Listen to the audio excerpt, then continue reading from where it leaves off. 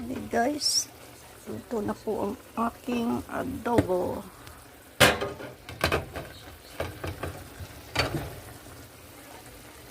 Ang tagal ko na pong hindi nagluto ng adobo. Ilang taon na. Ay na, nadurog ang aking itlog. First time ko rin nagluto ng adobo na may itlog. That's it. Luto na yan. Kanina pa yan. Pinaunti ko lang ang sabaw. Okay guys. Bon appetit. Biruin mo. 7 years na yata ako hindi nag-adobo.